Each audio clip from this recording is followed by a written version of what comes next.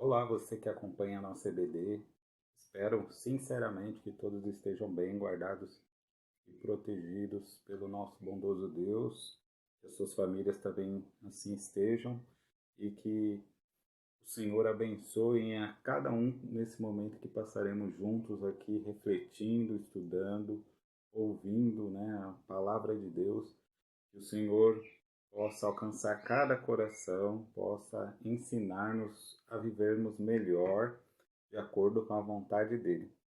Para tanto, eu gostaria de orar com você nesse momento, pedindo, que o Senhor faça isso nas nossas vidas através do Espírito Santo de Deus, que nos ensina todas as coisas, em Cristo.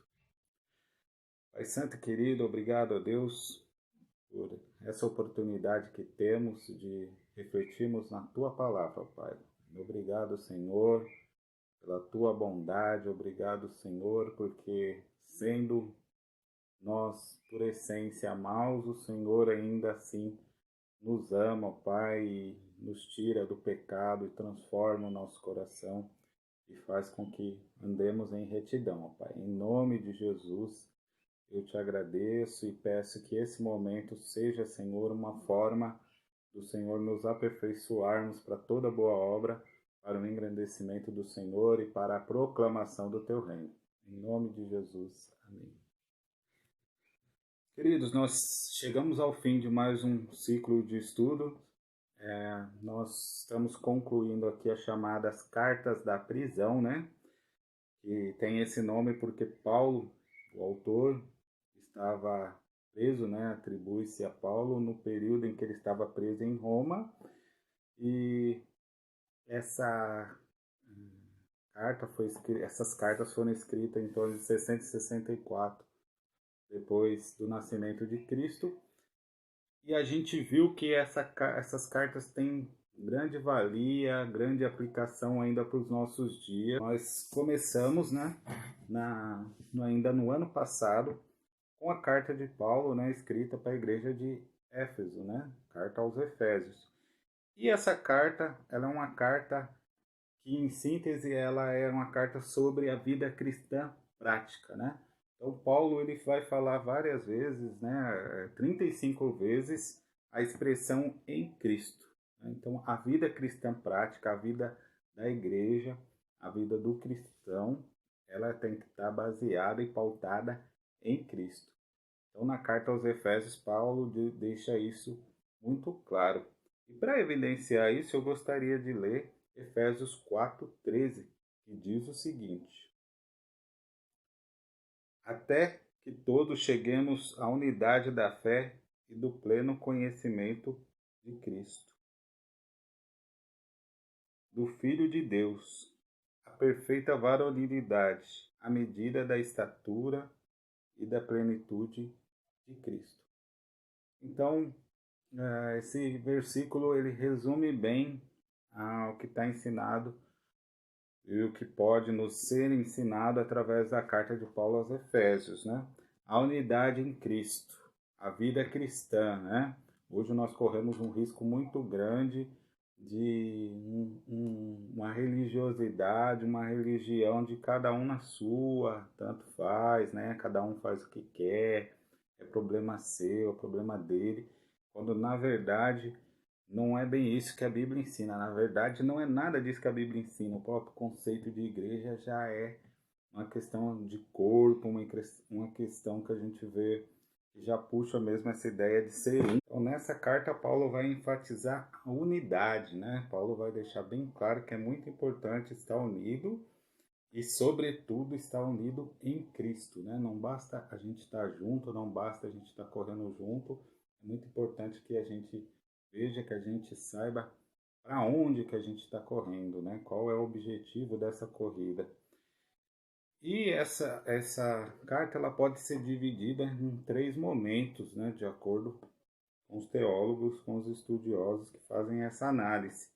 A primeira parte ela vai falar do capítulo 1 ao 3, dos princípios sobre o que Deus tem feito, Ou seja, do agir de Deus, e a gente sabe que o agir de Deus culmina na salvação do homem, assim, sendo tirado da situação de condenação que ele estava colocado por conta do pecado e sendo transportado para Deus, para a salvação.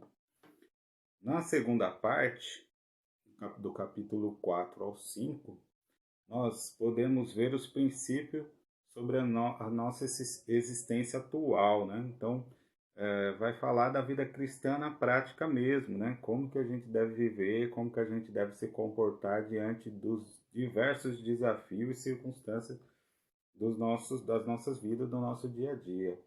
E por último, no capítulo 6, vai falar sobre princípios da nossa luta diária, do nosso enfrentamento, quem é de fato o nosso inimigo, que não é carne nem sangue, né? Mas sim aquelas hostes espirituais da maldade, e que a nossa luta também, a nossa armadura, ela não é física, né? Ela não vai se dar nada aqui do que a gente pensa aqui, o que a gente faça, vai se dar no campo físico, pelo menos não vai ser esse o fim, a finalidade, mas sim no campo espiritual. É claro que a gente milita, a gente prega, a gente rejeita muita coisa aqui fisicamente mesmo, com o nosso corpo, com a nossa mente, com o nosso intelecto, mas tendo em vista que tudo isso tem repercussões para a eternidade, portanto, trata-se de uma luta espiritual, né, como a gente vê principalmente lá no finalzinho dessa carta.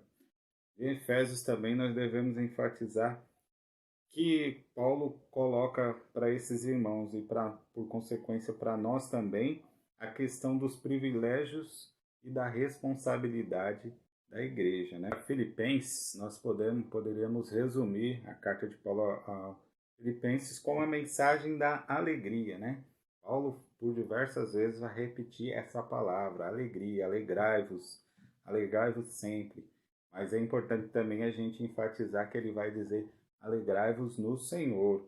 Ou seja, hoje nós temos vários conceitos de alegria, mas quando a gente se volta para essa carta aqui mais especificamente dentro da palavra de Deus, nós vemos que a alegria ela não está pautada na circunstância, ela não está pautada na realização daquilo que se espera, mas ela está pautada justamente com quem que nós estamos passando, em que nós estamos passando, né?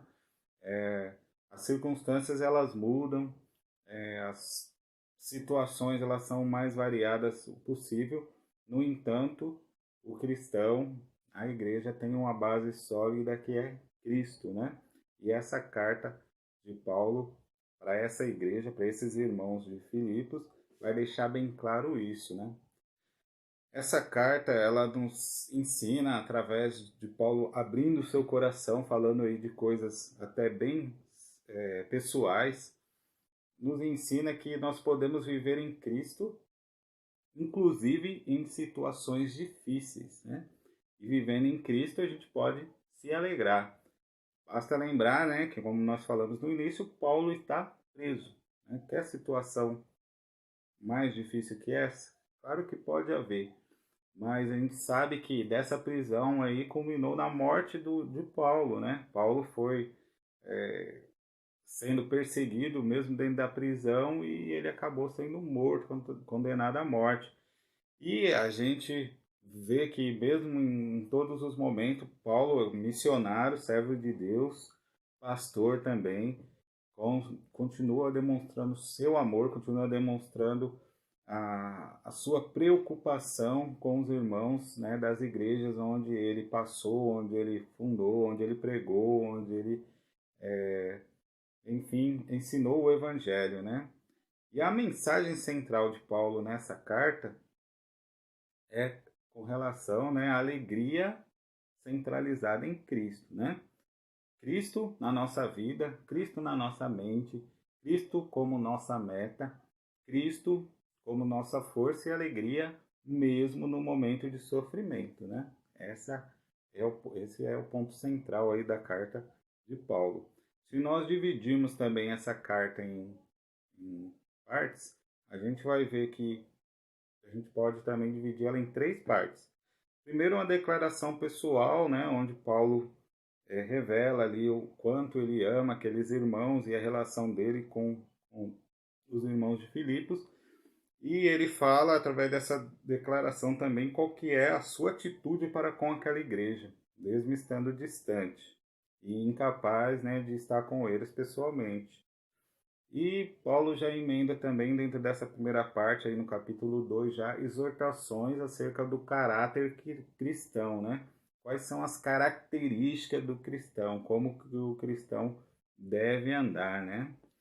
E eu gostaria de ler com vocês essa passagem, né, em que Paulo vai deixar bem claro essa questão, né, da centralidade em Cristo. A gente poderia usar outros versos também, mas 1:21 fica bem claro, onde Paulo diz que para mim viver é Cristo e o morrer é lucro.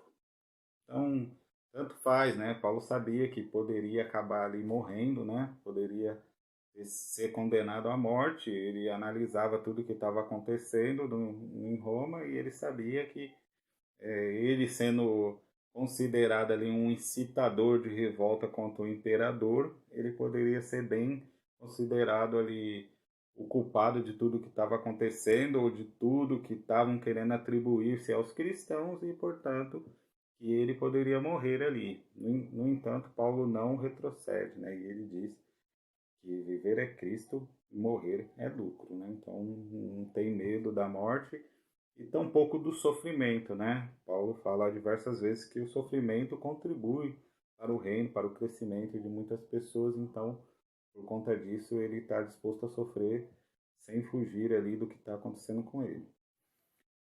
Na segunda parte, a gente vai ver algumas advertências no capítulo 3, principalmente, que Paulo vai falar dos judaizantes, né? Aqueles que se converteram ao judaísmo e depois à fé cristã e que estavam aí colocando poréns na questão da salvação, dizendo que não bastava aceitar Cristo, Cristo não era, fé em Cristo não era suficiente para a salvação, mas que precisava lá guardar princípios da lei. E Paulo alerta esses irmãos de que não era assim, né? Então ele faz uso também do seu exemplo pessoal para dizer que ele era fariseu e que ele achou estar correto seguindo a lei, perseguindo cristão, quando na verdade ele se depara com Cristo e ele vê que ele estava totalmente errado, né? Tudo que ele estava fazendo estava sendo um prejuízo do reino de Deus, de modo que Jesus o confronta e fala: Paulo, eu sou Jesus quem você está perseguindo, né? Jesus podia falar: eu sou Jesus dos cristãos que você está perseguindo, né? Que você chama da seita do caminho. No entanto, Jesus se apresenta ali como sendo perseguido, né? Ele mesmo perseguido pelo próprio Paulo, porque ele estava com os cristãos, né? E está conosco até hoje. Então, quem nos persegue também persegue a Cristo, né? E ele vai falar também de ter cuidado, né, com os inimigos da cruz, pessoas que muitas vezes estão envolvidas dentro da igreja e que na verdade têm ali o seu próprio ventre como Deus, não tem de fato uma devoção e não tem um esclarecimento, não tem um entendimento do que é a cruz de Cristo, né? E ele fala também sobre a questão de esperar as transformações que virão quando o Senhor retornar aqui na terra. E esse esperar é um esperar no sentido de esperança, né? De a gente viver aqui mesmo com dificuldades, sabendo que um dia tudo isso vai mudar. As coisas vão mudar, a ordem dessa terra vai mudar. E a Bíblia vai falar muito sobre isso em outros textos, né? Que não vai haver mais choro, não mais sofrimento. As circunstâncias que hoje não são negativas serão tiradas da terra quando o Senhor voltar a estabelecer novo céu e nova terra. Por fim, a terceira parte, ele vai dar algumas exortações, né? Ele vai falar sobre manter a firmeza, sobre manter e prezar e procurar a unidade, sobre orar, orar sempre, né? E vai falar também sobre elevar a maneira de pensar, né? O texto célebre lá em que ele fala tudo que é bom, tudo que é de boa fama, tudo aquilo que, enfim, tudo aquilo que for proveitoso, que isso ocupe a nossa mente. Então a gente precisa ter essa ação sobre o nosso pensamento para que a gente pense também aquilo que glorifica a Deus, sabendo que as nossas ações surgem muitas vezes do nosso pensamento, né? Por fim, chegamos à menor, mas a não menos importante carta de Paulo a Filemon. Como eu disse, uma carta de caráter particular em que Paulo vai interceder por Onésimo, né? Uma pessoa que servia, né, como escravo a Filemon e que tinha fugido, muito provavelmente levando algo, né, do seu senhor, do Filemon, né? E esse Onésimo encontra Paulo no momento da sua prisão lá em Roma. Paulo vai ensinar ele sobre o Evangelho, né? Paulo caminha com ele ali, ele caminha com Paulo, na verdade, lembrando que a prisão de Paulo em Roma ela tem dois momentos também bem distintos. No primeiro momento, Paulo podia receber visitas, estava numa prisão, como a gente poderia falar hoje, numa prisão domiciliar. Foi permitido a Paulo alugar uma casa e viver lá e receber as pessoas. E no segundo momento, Paulo já tem uma prisão mais restrita, né? Muito provavelmente acontece esse encontro com Onésimo quando Paulo está ainda na prisão domiciliar. E Paulo, através dessa carta que ele manda por mão do próprio Onésimo a Filemon, ele vai pedir, solicitar o perdão pelo prejuízo ou por qualquer outra oneração que Onésimo tivesse causado a Filemon, né? Paulo usa também no original de algum trocadilho, porque onésimo em grego significa útil. E aí Paulo fala, olha, ele está sendo muito útil aqui, eu bem gostaria que ele ficasse aqui comigo, no entanto, não o farei sem o seu consentimento, né? Ele diz isso para Filemon. E aí, Filemon, que era um homem de posses, era também alguém conhecido de Paulo e que era um irmão em Cristo. Provavelmente, não dá para saber ao certo, mas ele conheceu Paulo numa alguma outra cidade, já que ele vivia em Colossos, e não há registro de que Paulo tenha ido a Colossos em algum momento, mas tenha tido contato com os irmãos de lá por carta, né? E esse irmão, ele tinha aí um apreço sim por Paulo, e agora Paulo solicita que ele receba Onésimo não mais como um servo apenas, mas principalmente como um irmão, né? Ressignificando ali a relação entre os dois, né? Paulo aqui ele não está condenando a escravidão, né? Aliás, a igreja durante certo momento, como sendo a escravidão um traço cultural e social daquele momento, ela não critica isso, mas a igreja ressignifica as relações humanas como um todo. Então, mesmo sendo um servo e o outro um senhor, eles eram, antes de mais nada e prioritariamente, irmãos em Cristo, né? É isso que Paulo deixa bem claro aqui. Alguns textos para a gente ver essa questão dessa relação, né? Por exemplo, Colossenses 4:9, lerei a partir do 8, diz assim: Eu o envio a vós para o mesmo fim, para que saibais o nosso estado, e ele console os vossos corações, juntamente com Onésimo, amado e fiel irmão, que é um de vós. Eles vos farão saber tudo o que aqui se passa, né? Então Paulo está falando que vai enviar o irmão Tíquico junto com Onésimo, né? E está sendo nesse momento, provavelmente, né, bem provável que Onésimo leve essa carta para o irmão Filemon. A base dessa carta, a palavra-chave, a gente poderia dizer que é perdão, né? Então, Paulo está suplicando aqui o perdão. Ele até fala, né, nos versos 17 e 18 de Filemon, Paulo vai deixar bem claro aqui qual era a expectativa dele com relação a Filemon, que ele recebesse, como que ele recebesse Onésimo, né? Portanto, se me tens por companheiro, recebe-o como a mim mesmo. E se te fez algum dano, ou te deve alguma coisa, lança-o na minha conta. 19. Eu, Paulo, escrevo de próprio punho. Eu pagarei, para não te dizer que ainda a ti mesmo a mim te deves, né? Então Paulo fala, olha, se ele te deve alguma coisa, coloca na minha conta, né?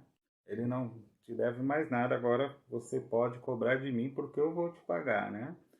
E algumas lições espirituais importantes que eu gostaria de destacar aqui sobre essa carta, né? Essa pequena carta, mas que pode lançar luzes aí sobre muitas questões da nossa vida. A primeira é que Paulo demonstra aí a importância do interesse pelos desafortunados, né? As pessoas desprivilegiadas, elas devem sim ser alvo do nosso interesse, da nossa preocupação e até do nosso trabalho, né?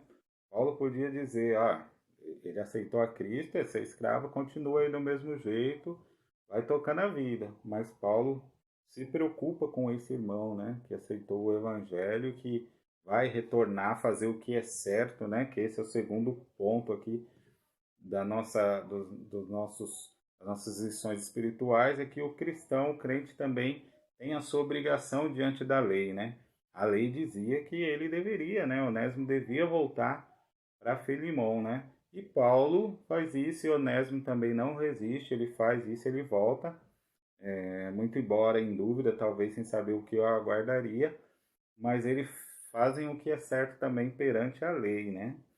E terceiro e último ponto aqui desse livro, a Irmandade Cristã está acima das distinções sociais e de classes, né? A Irmandade Cristã ela vai estar acima de qualquer outra relação que a gente pode ter um com o outro, né? Primeiro de tudo, a gente precisa pensar no elo que nos liga, que é Cristo.